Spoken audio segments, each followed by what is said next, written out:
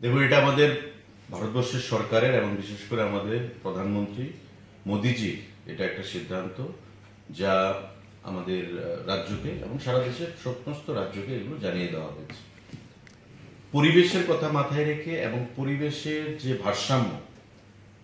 Environmental যে effect negative ওয়েতে, সেটা থেকে মানুষকে মুক্ত করার জন্য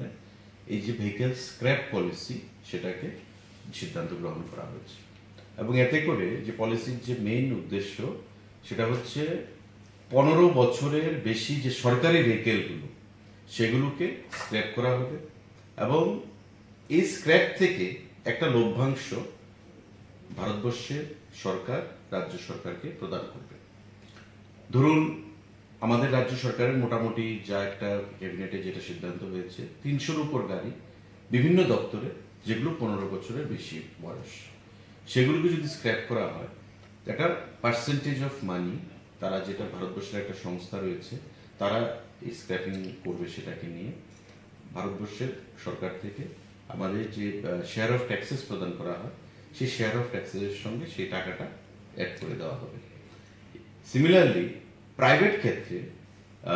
যে গাড়িগুলো 15 বছরের বেশি রয়েছে, সেগুলো অপশনাল রাখা হয়েছে। এখন কোনো প্রাইভেট ব্যক্তি, কোনো ব্যক্তিগত মালিকানা যদি গাড়ির মালিক যদি এসে ট্রান্সপোর্ট দপ্তরকে বলে ভলান্টারিলি, তবে ট্রান্সপোর্ট দপ্তর তাতে সহযোগিতা করতে পারে। But to start with, initially রাজ্য সরকার সেটা সরকারি গাড়িগুলোকে স্ক্র্যাপ পলিসিতে আনবে এবং এই স্ক্র্যাপ পলিসি অনুসরণ করে আমাদের যেটা লক্ষ্য, মোদিজির যেটা লক্ষ্য, যেভাবে আমাদের পরিবেশ নষ্ট হচ্ছে, কল কারখানা এমিশন মানে ধোঁয়ার ফলে, তাতে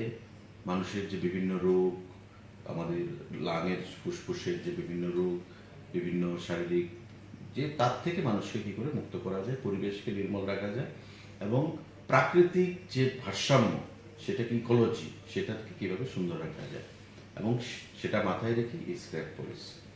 আমাদের ক্যাবিনেটে, গত লাস্ট ক্যাবিনেটে সেই সিদ্ধান্ত গ্রহণ করা হয়েছে এবং খুব শীঘ্রই এই নোটিফিকেশন বেরোবে, বিভিন্ন দপ্তরকে দেওয়া হবে এবং অনুসন্ধান করে যেটা এখন পর্যন্ত জানা গেছে যে 300-র উপর গাড়ি সেখানে রয়েছে, সেই গাড়িগুলো এই পলিসির আওতায় আনা হবে।